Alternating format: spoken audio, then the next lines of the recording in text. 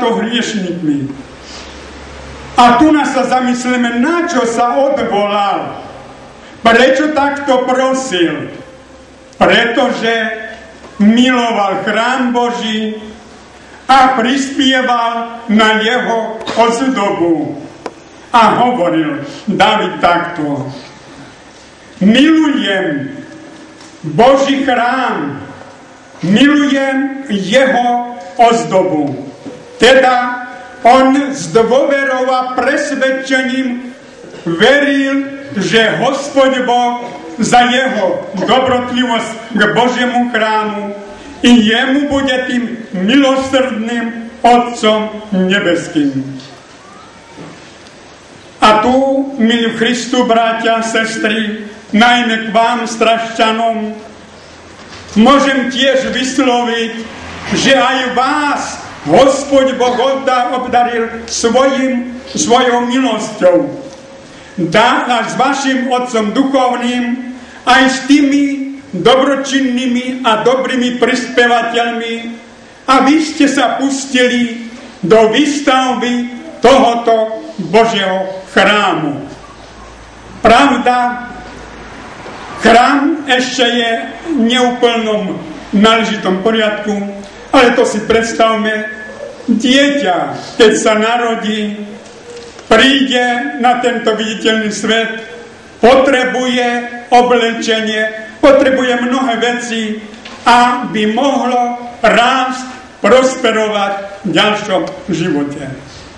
Aj ten chrám, ako by to dieťa narodilo sa na tomto mieste, lebo ste priložili svoje pracovité, oddané ruky, nehľadiac buď na počasie alebo síly, ale so všetkou námahou snažíte sa, a ja som presvedčený, že to plné rúcho urobíte s Božou pomocou a dáte do náležitého poriadku tak, aby skutočne tento chrám v náležitom poriadku slúžil vám a v ňom, aby ste nachádzali tie najpotrebnejšie veci pre život pozemský i večný. Keď sa zamyslíme, radosť vy dneska prežívate, ale už pred vami desiatky farností veriacich tú radosť už prežili. Lebo keď pôjdeme krížom cez našu drahú vlast, našu rodnú domovinu, počínajúc od Bratislavy až po Novosedlicu, krížom od Višneho Prešovskej eparchii, Mirošova po Višne Nemecké, na mnohých obciach, na našich farnostiach nachádzajú sa tie krásne chrámy, ktoré sú ozdobené tým vrcholným krížom, znakom našej spasy. A to je tá krása, to je Božie milosrdenstvo. A tu mnohí sa musíme aj nad tým pozastaviť, lebo tie chrámy vyrástli nie za celé jedno storočie, ale vyrástli 10-15 za 15 rokov. A tu vidíme to Božie požehnanie, že on dal sílu, usmernenie tým všetkým, čo k výstavbám chrámu sa pričinili. A prečo tu chrámy sú potrebné? Áno, milí Kristu, bratia, sú veľmi potrebné. Prečo? Čo my vidíme dneska v celom svete? Ľud zľahostajnil. S tým sa musíme vyrovnať. My vidíme v celom svete, čo sa deje. Ľud zľahostajnil a viacej je naklonený tej hmotnej pozemskej stránke.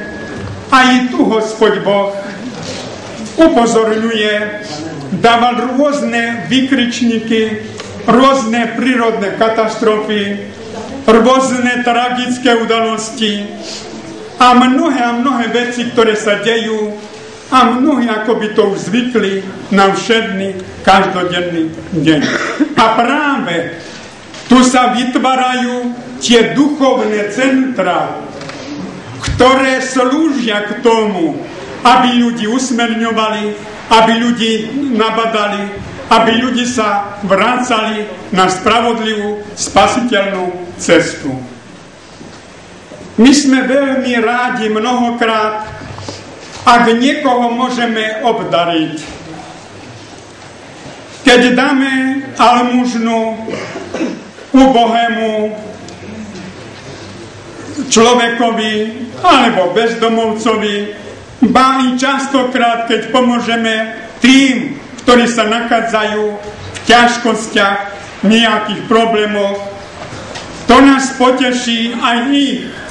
A oni spomínajú na tých dobrodincov deň, dvakrát, trikrát, ale potom pozabudnú. Pravda, to záleží od veľkosti daru. Ale Hospod Boh nezabúda aj na takých darcov. Ale ak my prispiejeme na výstavbu chrámov, na ich skrašlenie, na ich dôležité poslanie, v tom prípade Sveta pravoslavná cirkev modlí sa nie deň, nie týždeň, nie 100 rokov, ale sústavne, ako je vyslovené do skončania sveta. A v tom práve, milí Kristu, bratia a sestry, o taký dar ide, už ako som spomenul, cennosť takého daru i v prípade kráľa Davida, a tým viacej aj do našich bohoslužobných obradov pri bohoslužbe každej. Tam sa vyslovuje, tam sa cirkev modlí za všetkých dobrodincov, dárcov pri vypomoci chrámov Božích. Preto, milí Kristu, bratia a sestry, aj vy takým darom môžete prispieť, lebo dar je dobrá vec, lebo ako Hospod Boh dáva tú možnosť, aby sme my urobili dar dobrý, prospešný pre slávu Božiu, aj pre dobro nášho bližňov. A preto i Svätá Matka Cirkev sústavne pri bohoslužbách krásne modlí sa, vyslovuje slovami: Ešte molím sa za blažených i prísnopamiatných sozdatelей Sviatoho chráma Seho. Amen. Slava Isusu Christu.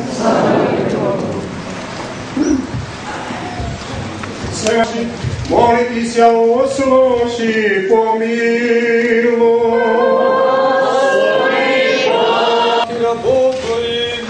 Священо протея Йозефа, сватушку з родиною сей паству його, священо протея Мирослава, з родиною з паству його, священо протея Петра, з родиною паству його, священо протея Йоанна, з родиною паству його, священо протея Йоанна, з родиною паству його, и болящую Елену, и всех верующих прихода своих, всех прихожан, благодатью и щедротами Твоими исполните вся прошения их, и простите им вся сорешения волны и невольные, благоприятным же быть им молбами милостиням, их пред престолом и честью Твоей покрытый от всех враг видимых и невидимых, от всякие напасти, биды и скорби недуг, избавить и подать здравие с доброденствием.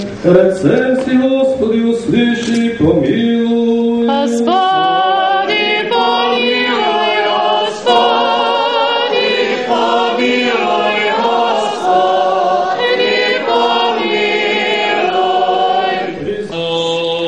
Митрополиту Христофора и высокопреосвященнейшего archiepiskopa Joanna, i ve svješćeničeski, monašeski, dijakonski, inočeski, čini priče crkovni, Boh ochrani moju državu, našu pravitele i vojstvidjelja, blahoditele.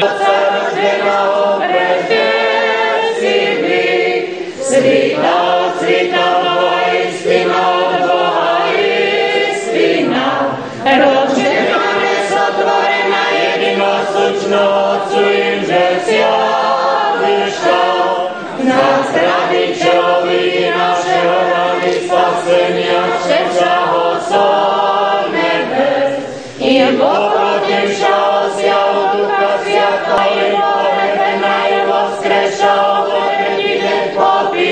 popisanje i pošešao na nebesa je, da bude volja Tvoja, jako na nebesi, na zemlji, hljeb naš nasučni daš nam dnes i ostavi sjana. Svjetao Duhami. Viruju, Gospodi, ispoviduju, jako Ti jesi vo istinu, Hristos, Syn Boha živaho, prišedi mi hrišni a spasti, od njih že prvi jesu mali. Ještě že viruju, jako sije samo je prečisto je tijelo Tvoje i sije sama je čestna krv Tvoja, molju se po Tebi pomiluj mňa. I prosti mi prehrišenja moja voljna ili nevoljna, jaže v slovi, jaže v dili, jaže vo vidini i nevidini, spodobimňa me osuždeno pričastiti si a prečistih Tvojich tajn, Gospodi. Vo ostavljenje si hrihov mojich i život vičnuju. Amin. Večeri Tvoja tajni a dnesene Boží pričastnika mňa príjmi. Nebo brávom Tvojim tajnu povím, ni lobzania Ti dám jako Juda, nejako razbojnik ispovídajú ťa. Pomjani mňa, Hospodi, jej da prídeši vo cárstvi svoje. Da ne súd ili vo osuždenie, bude mi pričašenie svetých Tvojich tajn, Hospodi. Novo iscilenie duši i tela, vo ime Otca i Syna i Svätého Ducha. Amen. Otvorte srdca,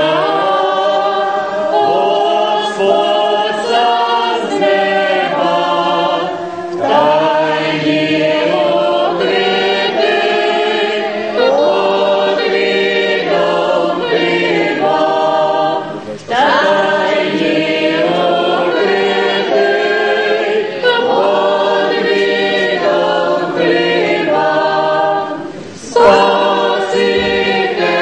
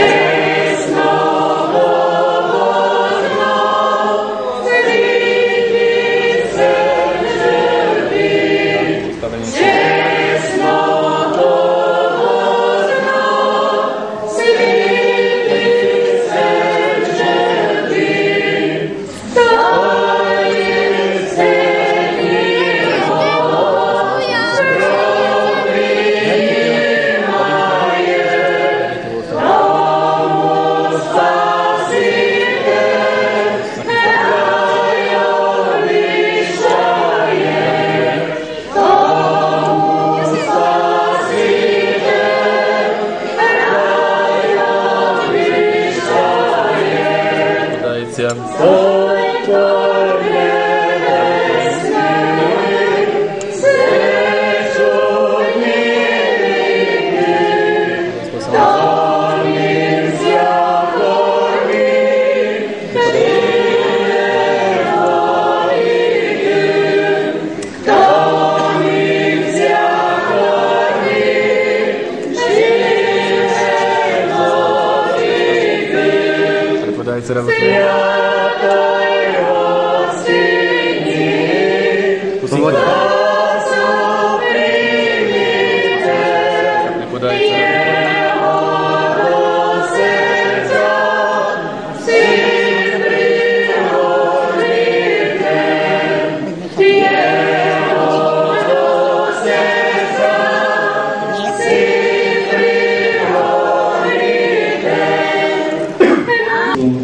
Teraz by sa k vám chcel prihovoriť ešte otec Petranin, otec Jozef.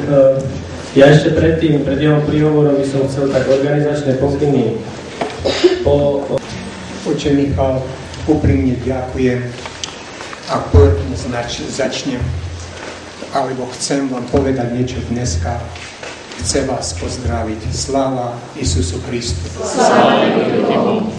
Milí moji bratia a sestry, a verím, že pamätáte sa a v duchu vidíte tie milé detičky dneska, ktoré tu pristúpili. Bože môj, a privítali mňa tak, jak ani neviem si predstaviť. Ospravedlňujú sa, že sú nejakým spôsobom vinovatí pred mnou. Ak tu niekto vinovatý pred niekým, tak som to ja vinovatý. Veď som bol to ja, moji drahí bratia a sestry, ktorý som vás opustil. Za tých 37 rokov, čo som odišiel odtiaľto, nebol som spokojný, lebo všade sa cerkvy staviali, ale v Stráskom nie. Jeden duchovný prišiel a odišiel, zase prišiel a odišiel, a zase prišiel a odišiel. A nič sa nestalo. A to nebolo ľahké pre mňa, lebo ja som si vyčítal vnútri svedomí mojim, ak by som tam bol, tá cerkev už by tam stála, hoci neviem, čo by sa dialo. Avšak milostivý Boh neodpovedal, prečo som odišiel. Odpovedal, prečo som odišiel až na konci. Keď som videl, že skutočne môžem pomôcť. A preto som učinil všetko možné, čo bolo v mojich sílach, a milostivý Boh dal mi, aby som aspoň tí maličky pomohol. Videli ste, ako pekne rozprávajú. Predstavte si a zamyslíte sa nad tým, prečo náš božský spasiteľ hovoril o detočkách. K rodičom, detočky, nechajte tie malé detočky prísť ku mne. A rodičom zase hovoril, ak nebudete takí, ako sú vaše tie detočky, nevidíte v Carstvo nebesno. Dnešný obraz, tu, čo sme videli, nás učí, jaká je naša zodpovednosť rodičov k deťom a taktiež deti k rodičom. Ak ich budete, moji milí, vychovávať tak, ako toto diedočky dneska tu boli vychované, ja verím a som presvedčený, že milostivý Boh bude s nimi i s vami ako rodičmi a so všetkými ostatnými. A že táto diedočky nikdy neprinesú nejakú zbraň do chrámu Božieho, ako sa to stáva tam, kde ja som odišiel a kde ja žijem. Preto, otcovia drahí, ktorí ste zodpovední za to, aby ste slúžili svojim veriacim, trčte na srdca každého z nich, aby prichodili do chrámu svätého, pretože tam čeká na každého z nás milostivý Boh, ktorý volá a klápe na srdca každého z nás. Prídite ku mne všetci utrápení, ja vám dám odpočinok. Kto z nás nie je utrápený? Kto z nás nepotrebuje pomoc od druhých? Ja myslím, žiaden z nás. A tú pomoc, moji drahí, môžeme nájsť jedinému Bohu. Boh je začiatok, Boh je koniec a Boh je všetko to, čo my a čo svet dneska potrebuje. Som nesmierne vďačný milostivému Bohu, že dneska po 37 rokách dal mi možnosť, aby som dneska prestúpil pred vás i s mojimi kolegmi tu, podielať sa na svätých bohoslužbách, kde prijímame najsvätejšie telo a krv Krista Spasiteľa, o ktorým on sám hovorí, ktorý jí telo moje a pije krv moje, má život večný. My sme utrápení každý deň, každodenným životom, prácou a všetkými starostiami. A ak by to všetko malo končiť práve len s tým, že musíme ísť stále do roboty, musíme sa starať o deti, musíme robiť to alebo ono a zomierať, k čomu to by bolo dobre? Aký to ten život by bol? A v skutočnosti tomu tak nie je. Pretože milostivý Hospodin Boh nás stvoril, nás vedie v tomto živote, každodennom živote, ku koncu nášho života, čo my tak myslíme ako ľudia, lenže náš život nikdy nekončí. Prechádza z jednoho stupňa do druhého stupňa. A ten druhý stupeň je to večný život navždy. Preto ja vás prosím a zároveň ďakujem. Ešte raz prosím, odpuste mi, že som odišiel a skutočne neodmohol som si odpovedať na tú otázku, prečo dneska viem, prečo milostivý Boh nielenže vám, ale aj mne hovoril to, pretože ja som skutočne mal nelehký život v Spojených štátoch. A nakoniec milostivý Boh ukázal, že skutočne som mohol prísť dneska, prestúpiť pred vás a ďakovať milostivému Bohu za to, čo sa mi podarilo k vám toto maličkosť poslať, ale milostivý Boh a blahoslovil i mňa, že i moje deti majú kde žiť a pracovať. A veľmi, veľmi ľutujem, že moja matuška dneska nebola tiež s vami. Za posledné 3 mesiace sa necítila a tak, jak by to bolo potrebné. A z tých dôvodov nijak, v žiadnom prípade ja, moje deti a doktor prosili, aby opustila od toho a že nie je možné pre ňu, aby takúto cestu nastúpila. Ona taktiež je s nami dneska. Vie o tom všetkom, čo sa deje tu. A preto skutočne moje modlitby boli s ňou v tomto momente.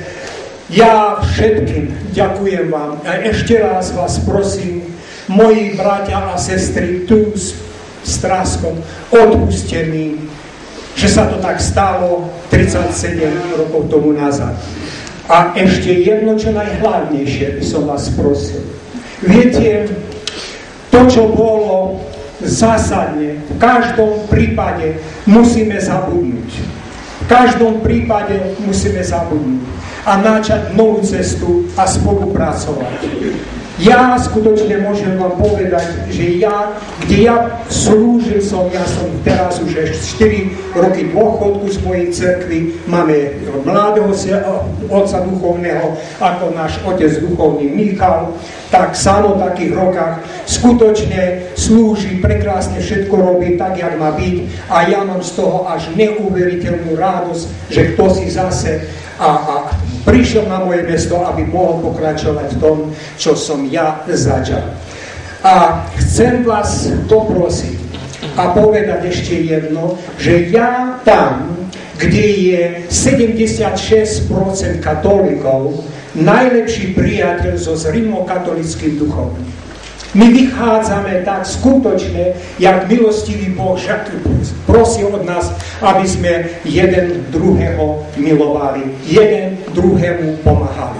Žiaľ, katolická cirkev Spojených štátov dneska v tomto období stráca najviacej veriacich na celom, že sa nikdy a nikde neopakuje to, čo v Spojených štátoch.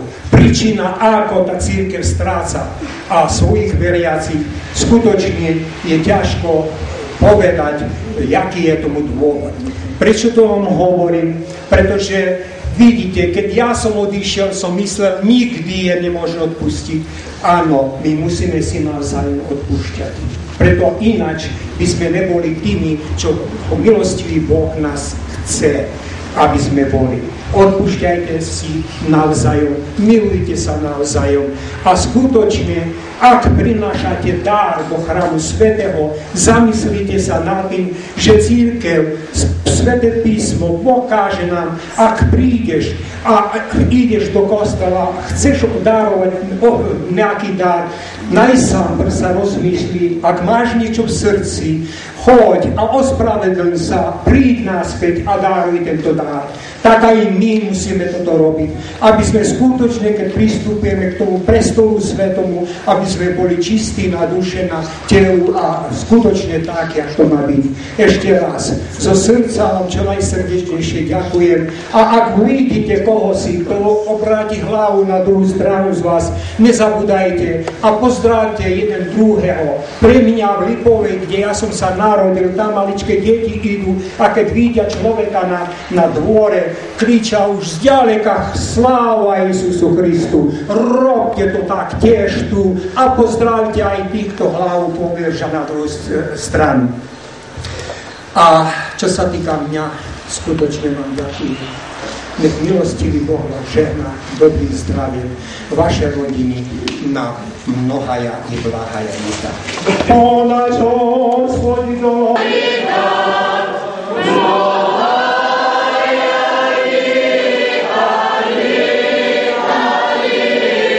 otcovi duchovnému protérovi Miroslavovi Janačkovi, ktorý odozdal mene nášho metropolitu jeho blaženosti Krištofa pochválne hramoty. Miroslav zastupuje naše biskupstvo, je tajomníkom misijného odboru. Ja by som otec Michal ťa poprosil, keby si mi mohol takto poasistovať, lebo už nemám voľné ruky. Na samý začiatok vyzvem tých, o ktorým sa chcem prihovoriť. Takže ak dovolíte, sestra Anna Oravcová, sestra Kornélia Polánková, brat Miroslav Semkulič a brat Ivan Michalil. Poďte.